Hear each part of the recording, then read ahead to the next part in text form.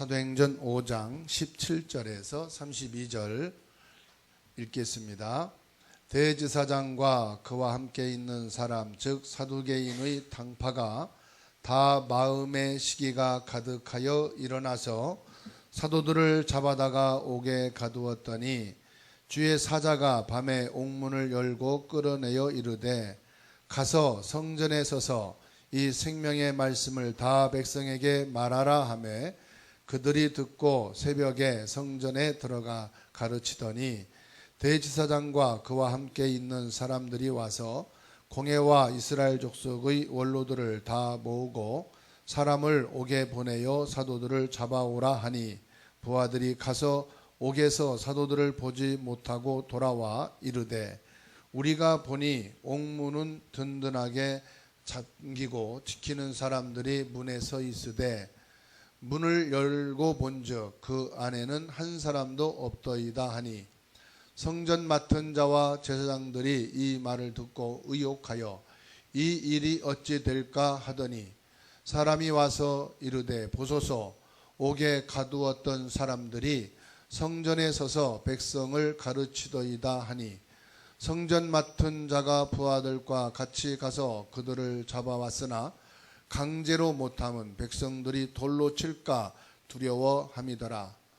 그들을 끌어다가 공회 앞에 세우니 대제사장이 물어 이르되 우리가 이 이름으로 사람을 가르치지 말라고 언급하였으되 너희가 너희 가르침을 예루살렘에 가득하게 하니 이 사람의 피를 우리에게로 돌리고자 함이로다. 베드로와 사도들이 대답하여 이르되 사람보다 하나님께 순종하는 것이 마땅하니라.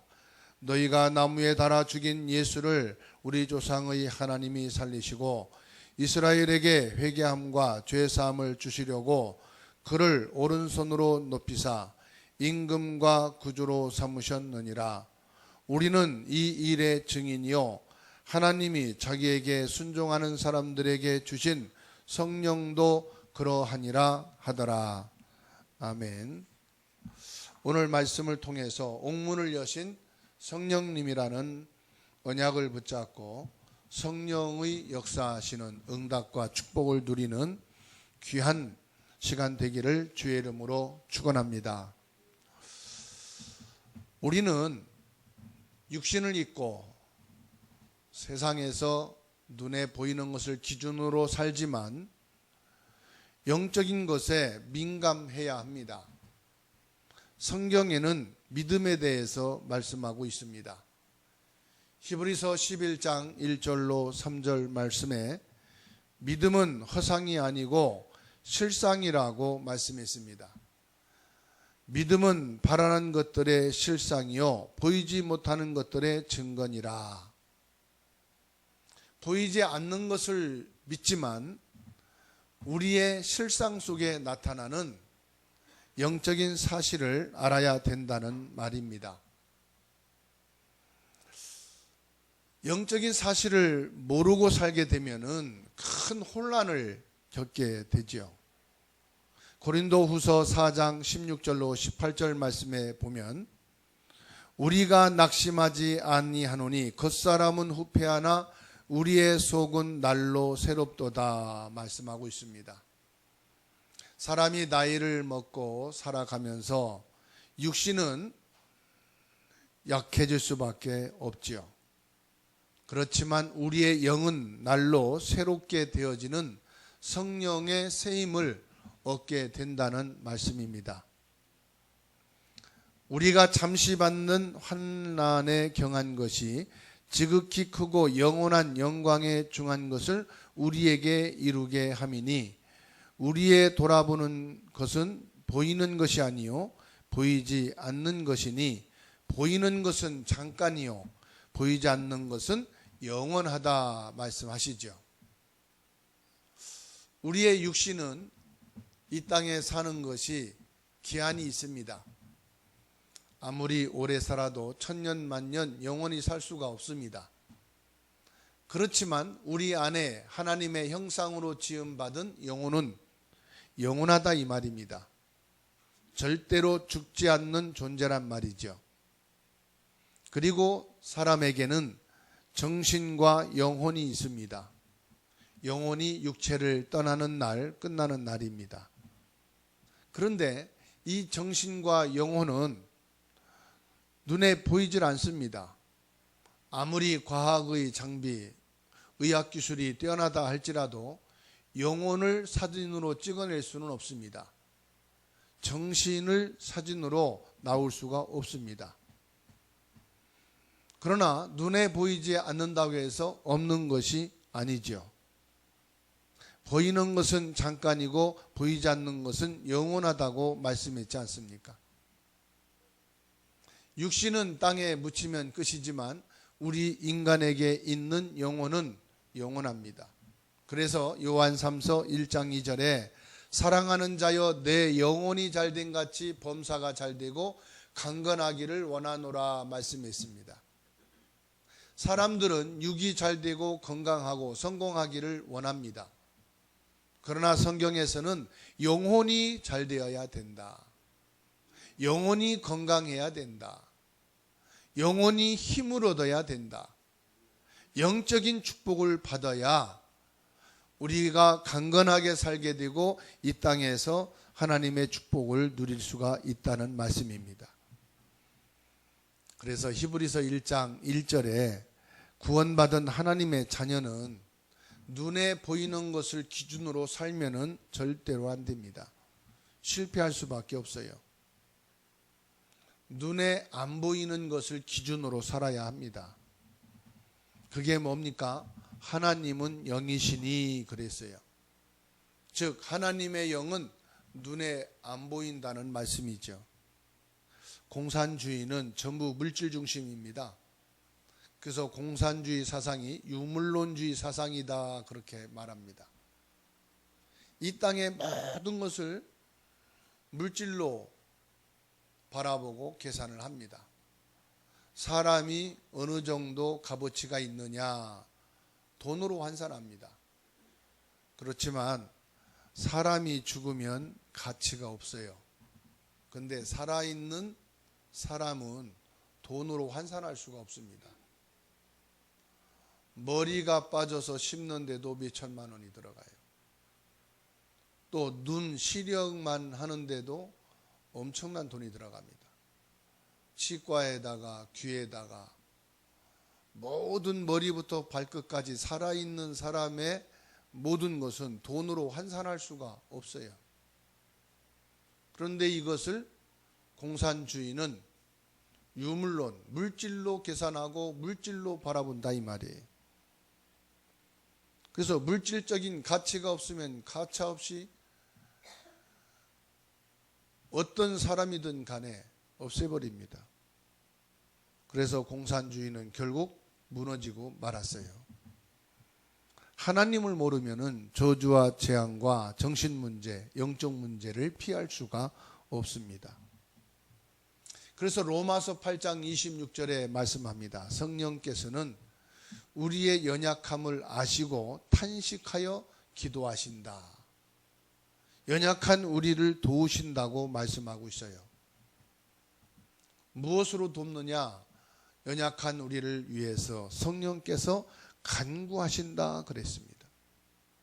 성령이 우리 안에 거하시는데 우리가 조금만 영적인 사실을 알고 기도하면은 성령 충만한 역사가 나타나게 됩니다. 저도 기도에 대한 사실을 모르고 있을 때는 기도가 안 됐습니다. 그런데 성령이 내 안에 거하시고 내가 예수 그리스도의 이름으로 기도하면 성령이 역사하신다는 것을 알게 되어진 그때부터 기도를 시작했습니다. 조금만 기도의 마음을 먹어도 많은 응답의 문이 열리는 것을 확인하게 됩니다. 우리가 복음과 전도를 위해서 기도한다면은 하나님께서는 우리가 생각지 못했던 많은 문들을 열어주실 것입니다.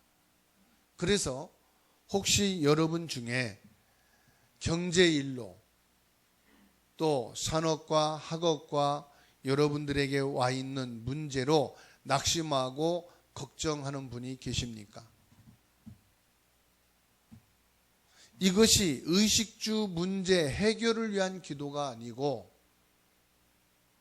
복음을 회복하고 전도와 237 세계복음화를 위한 직업의 문이 열리고 경제의 문이 열리고 학업의 문이 열리고 여러분의 막혀진 인생의 문이 열리도록 기도를 한다면은 반드시 성령께서 역사하시고 문을 여시는 것을 여러분들이 확인하게 될 겁니다. 저도 때로는 아무것도 할 수 없는 힘이 없는 때가 있었습니다. 문이 막히는 때가 있었습니다. 노력하고 힘을 써도 되지 않는 때가 있었습니다. 그런 저에게 하나님께서 복음을 회복하는 기도, 전도를 위한 기도, 237 복음화를 위한 기도를 깨닫고 하나님 앞에 기도하는 시간을 가질 때 하나님께서는 문을 여신 것을 확인하게 됐습니다. 예수님께서 요한복음 14장 1절에 말씀합니다. 너희는 마음에 근심하지 말라. 하나님을 믿으니 또 나를 믿으라. 창조주 하나님을 믿고 모든 문제를 해결하시기 위해서 오신 참된 제사장, 참된 왕, 참된 선지자이신 그리스도 예수님을 믿으라는 말씀이에요. 그리고 베드로전서 5장 7절에 너희 염려를 주께 맡기라 말씀했습니다. 어찌 염려가 들어오는데 염려 안 할 수 있겠습니까? 여러분들의 경제 현장을 봐도 염려가 되고 자녀와 가족을 봐도 염려가 되고 일을 봐도 염려가 되고 나 자신을 봐도 염려가 되고 염려될 것이 한두 가지가 아니에요. 어제부터 계속 비가 그치지 않고 오니까 염려가 돼요. 모든 일들을 보면 염려가 됩니다. 그런데 베드로전서 5장 7절에 그 염려를 주님께 맡기라고 말씀합니다. 빌립보서 4장 6절 7절에 그리하면 주께서 너희 마음과 생각을 지키시리라. 아무것도 염려하지 말고 염려되는 모든 것을 기도와 간구로 하나님께 감사함으로 아뢰면 주께서 우리의 생각과 마음을 지키시겠다고 말씀합니다. 무엇으로 지키시는가 말씀을 봤더니 사도행전 1장 8절에 오직 성령이 너희에게 임하시면 너희가 권능을 받고 성령 충만해야 염려가 들어오는 생각과 마음을 평강으로 바꾸시는 거예요. 성령 충만할 때에 여러분들에게 들어오는 많은 근심과 염려를 이길 수가 있는 거예요. 낙심된 예레미야에게 예레미야 33장 3절에 말씀합니다. 너는 내게 부르짖으라. 내가 내게 응답하겠고 네가 알지 못하는 크고 비밀한 일을 내게 보이리라. 하나님이 정말로 살아계셔서 응답하시는 하나님이시구나. 이게 믿어져야 돼요. 영적인 사실은요, 노력하는 게 아닙니다.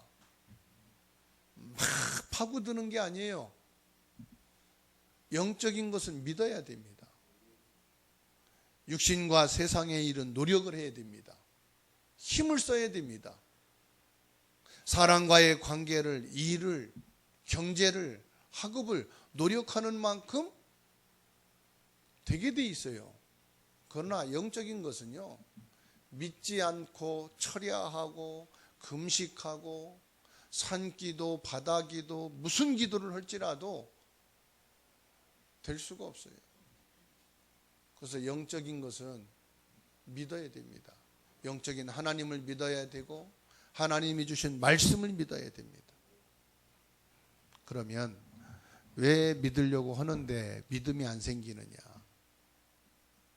왜 안 믿어지느냐? 여러분, 사단의 역사를 알아야 됩니다. 가인과 사울의 마음에 사단이 들어갔어요. 요한복음 13장 2절, 가룟 유다의 마음속에 사탄이 들어갔어요. 누가복음 23장 2절 3절에 보면은 가룟 유다의 마음속에 사단이 들어갔다고 그랬어요. 그 사단이 들어가서 뭐 합니까?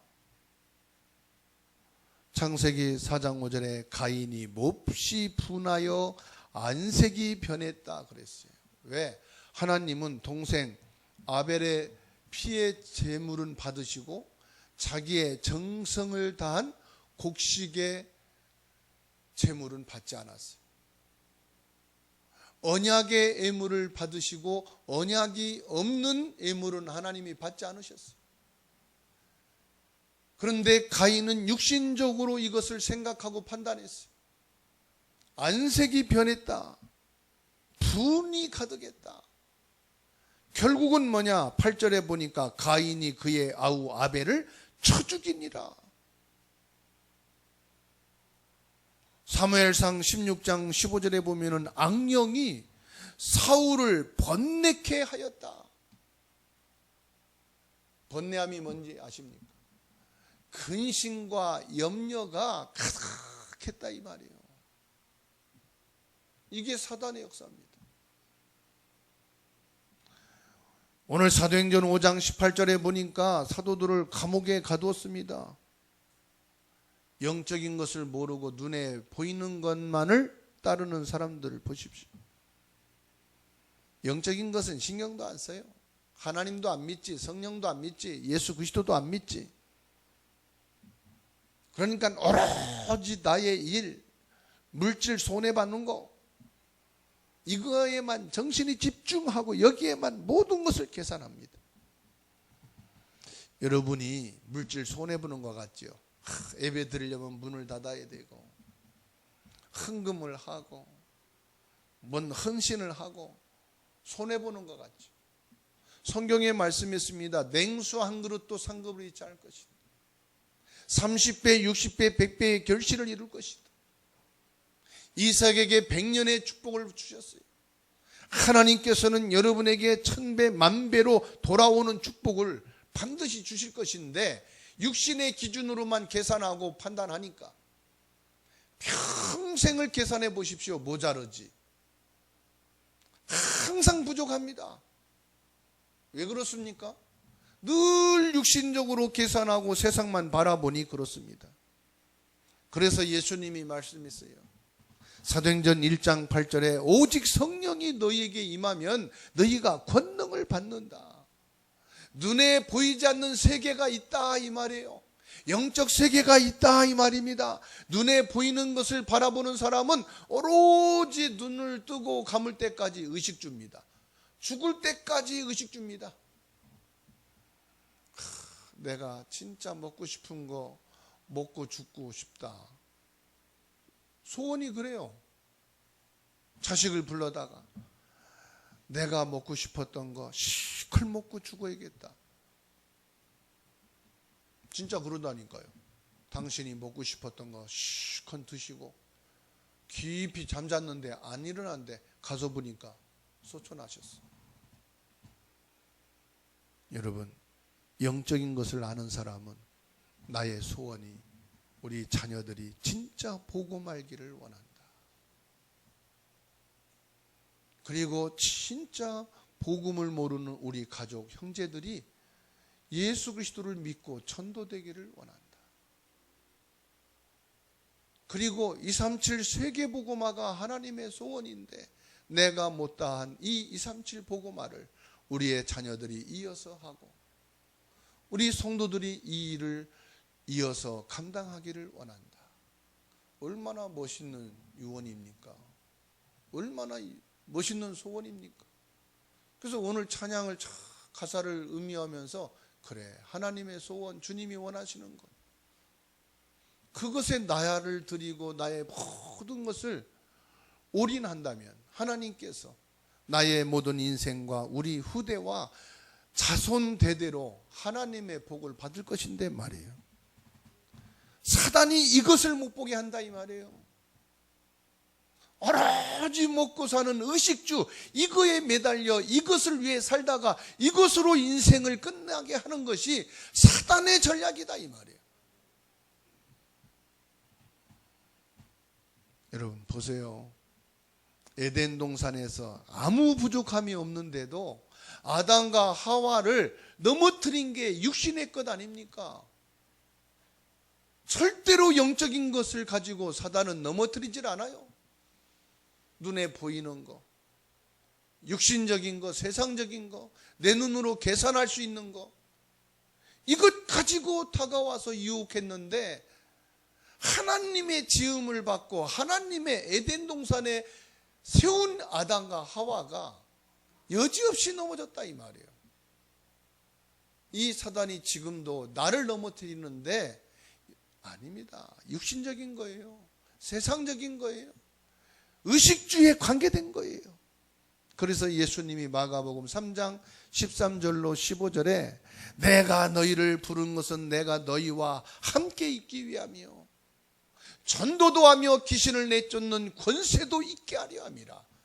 영적인 것을 위해서 부르셨고 영적인 것을 주셨고 영적인 사역을 위해서 주님이 우리에게 권세를 주셨다고 하셨습니다. 이 사단은요, 오늘 사도행전 5장 28절에 있는 말씀 보세요. 예수의 이름을 말하지 말고 예수 그리스도 이름을 가르치지 말라. 이게 사단의 소원이요. 좀 세상적으로 배움이 있고 지식 있는 분들이 뭐라고 하는지 아십니까? 고등학생 때까지는 성경도 가르치지 말고 예수 이름도 가르치지 말아라.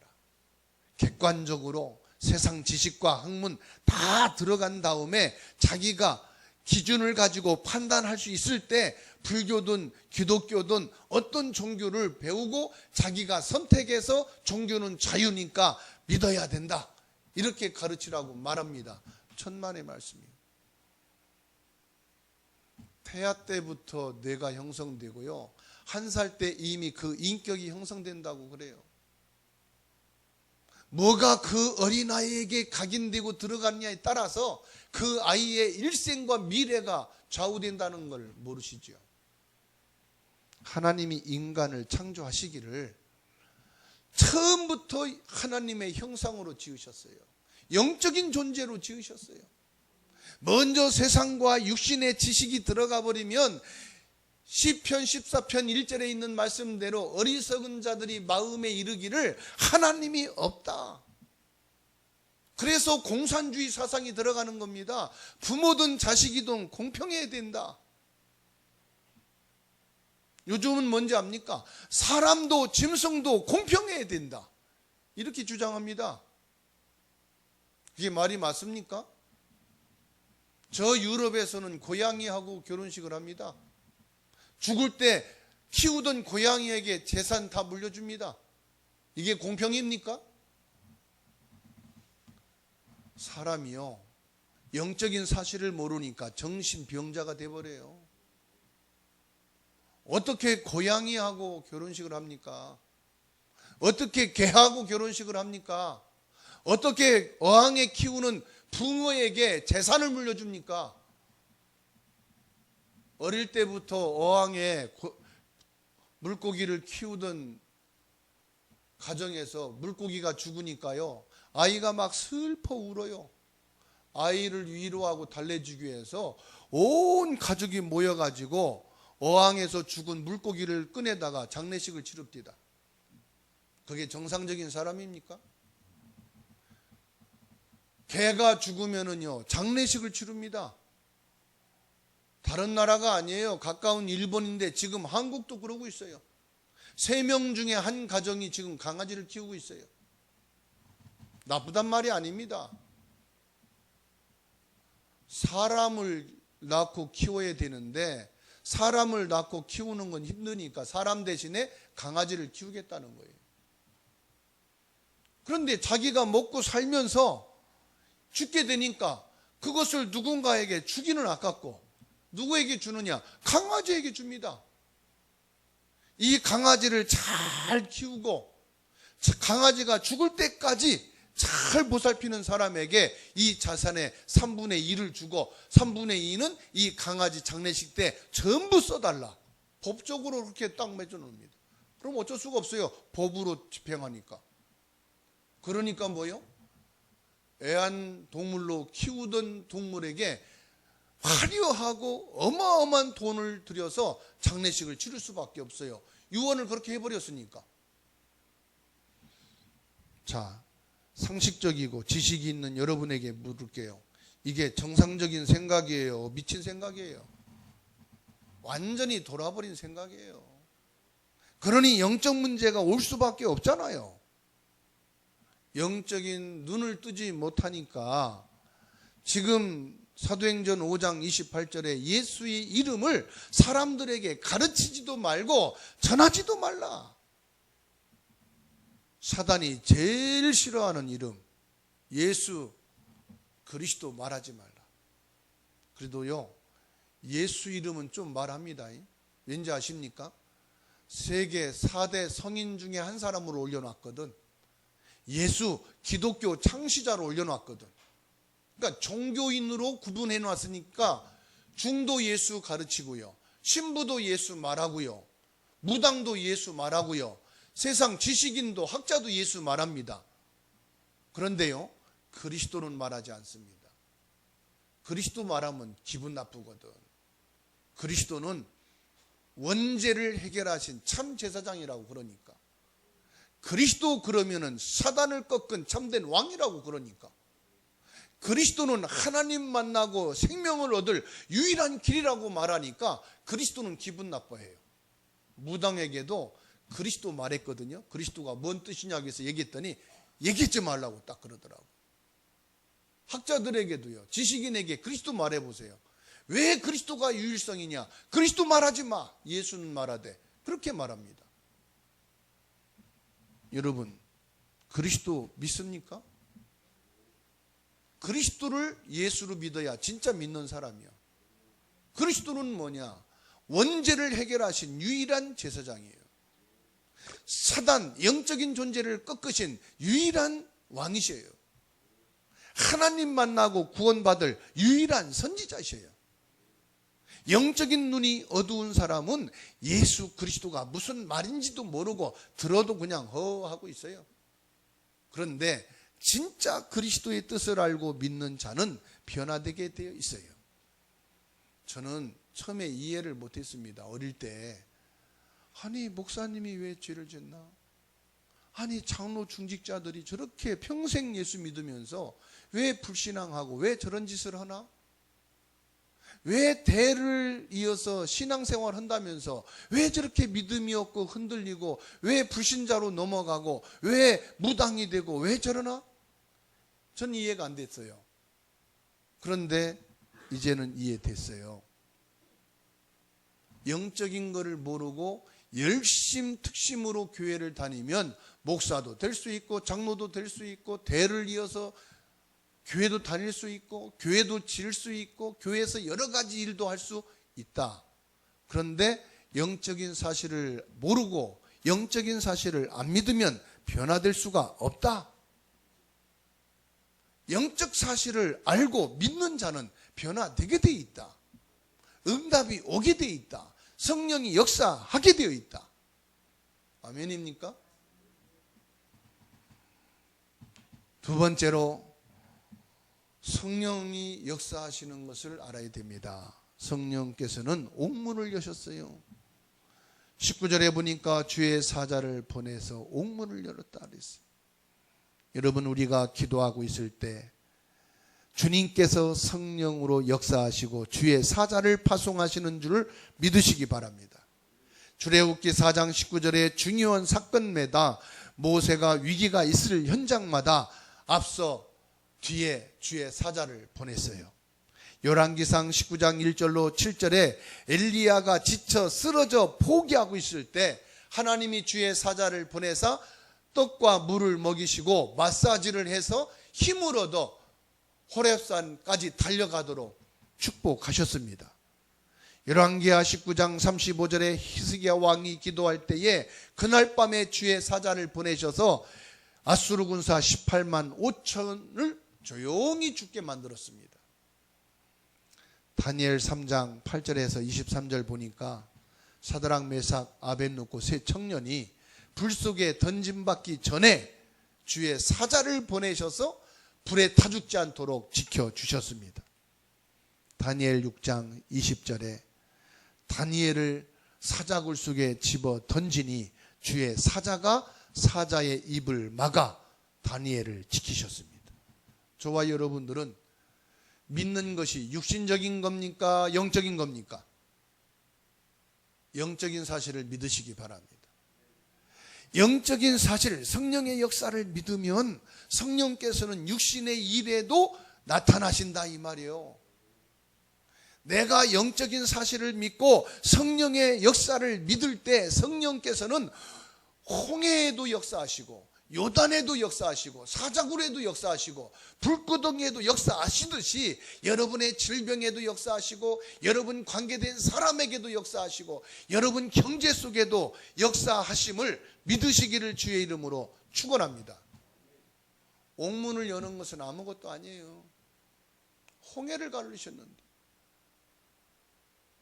그래서 여러분이 기도하면은 하나님이 비상사역을 이루신다는 걸 믿으시기 바랍니다. 그러면 여러분 걱정하고 염려할 일이 있다 할 필요가 없어요. 뭐 하면 되느냐? 성령께서 비상사역을 일으키신다 이 말이에요. 여러분에게 문제와 갈등과 근심할 일이 생기면 기도하시기 바랍니다. 하나님이 주의 사자를 보내시고 성령님께서 역사하시는 비상사역을 이루는 시간이다. 믿으십니까? 안 믿어집니까? 하나님은요, 사람의 마음도 움직이셔요. 성령께서 사람의 마음을 움직이는 시간표가 있다 이 말입니다. 뭘 성령께서 내 마음을 움직여? 내가 마음을 착하게 먹고 들이키니까 그렇게 된 거지. 그 착한 마음을 먹게 한 게 성령이라니까요. 내가 워낙 착해가지고 생각을 좀 돌린 거지 그 생각을 돌릴 착한 마음을 갖게 한 게 성령님이시라니까요. 얼굴 보니까 안 믿는 표정이야. 여러분의 생각과 마음을 지키시리라. 그게 성령의 역사입니다. 20절 말씀 보세요. 왜 성령께서 옥문을 여셨느냐? 이 생명의 말씀을 다 백성들에게 말하라. 생명의 복음을 정말로 우리 가족과 가문과 후대와 237 나라와 교회가 하나님이 원하시는 그것을 위해서 기도한다면은 옥문만 여시는 게 아니라 여러분을 힘들고 어렵게 하는 사람의 마음까지도 변화시켜서 하나님의 일을 이루게 하신다. 믿으십니까? 그래서 4장 19절에 하나님 앞에서 너희 말을 듣는 것이 하나님의 말씀 듣는 것보다 옳은가 판단하라. 5장 29절에 베드로와 사도들이 대답하여 이르되 사람보다 하나님께 순종하는 것이 마땅하니라. 베드로가 이거를요 뼛속 깊이 깨달은 사람이요. 왜냐? 예수님이 잡혀 신문당할 때 모닥불을 찌고 있는데 멀찍이서 모닥불을 찌고 있는데 어린 계집아의 말을 듣고 이 사람도 예수 따르던 사람이고 예수 당이다 그러니까 아니다 모른다 전혀 저 사람과 상관없다 부인했는데 예수님이 말씀하기를 닭이 울기 전에 네가 나를 부인하리라 이 말씀을 생각해요. 주는 그리스도시요 살아계신 하나님의 아들이심을 고백했던 베드로가 예수님이 잡히고 고난당하고 십자가에 못 박혀 죽을 것을 말씀하니까 선생님 절대로 그리할 수 없습니다. 육신의 것 생각했던 베드로에게 사탄아 뒤로 물러가라. 예수님이 십자가에 못 박혀 죽으실 때 죽을지언정 주님을 떠나지 않겠다 했던 베드로가 주님을 떠나버렸어요. 이 베드로가 신천지 한이 됐어요. 육의 고백으로 끝나는구나. 육신은 육신이구나. 이걸 깨달은 베드로가 성령의 역사하심이 다 있고 나서는 그 중요한 죽고 사는 종교 재판장 앞에서 하나님의 말씀을 순종하고 사람의 말씀을 순종하는 것, 무엇을 순종해야 되는지 너희가 판단하라, 이렇게 말합니다. 내가 너희 말을 듣는 게 난지 하나님의 말씀을 듣는 것이 난지 너희가 옳게 판단해라.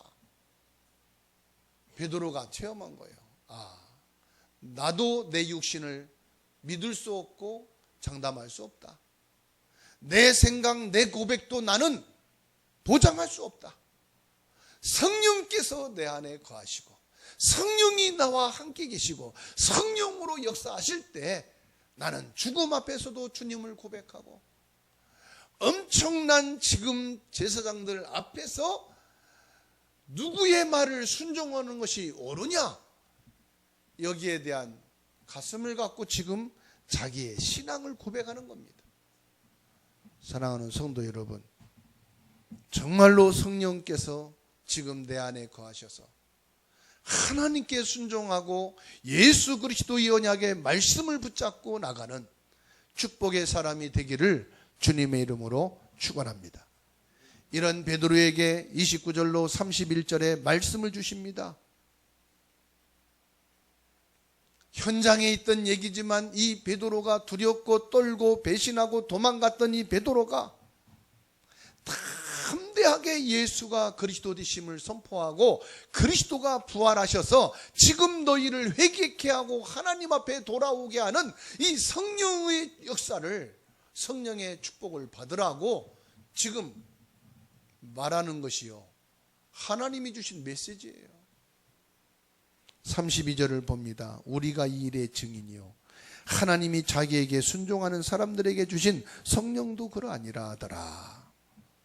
우리 눈앞에 보이지 않는 영원한 것을 붙잡고 증인으로 세워지는 이 베드로, 저와 여러분들이 결론으로 과거의 증거를 붙잡아야 되겠습니다. 과거의 증거가 뭐냐? 이스라엘을 살리시고 초대교회에 역사하신 그 하나님은 지금도 나를 살리시고 내게 역사하시는 하나님이다. 두 번째로 현재의 증거를 잡아야 됩니다. 우리가 그냥 교회만 왔다 갔다 하는 성도가 아니라 살아계신 하나님의 말씀을 받고 그 말씀으로 평안의 증인이 되시기를 바랍니다. 미래의 증거를 잡아야 됩니다. 우리는 237 나라와 만민에게 이 복음의 증인이 되어서 우리 후대를 세우는 그 일에 증거로 삼는 저와 여러분이 되어야 하겠습니다. 성령 충만한 그리스도의 증인이시기를 바랍니다. 나를 이 복음의 증인이 되도록 성령 충만한 보좌의 축복과 성삼위 하나님의 힘으로 역사하여 주옵소서. 말씀을 붙잡고 2분간 기도하시겠습니다.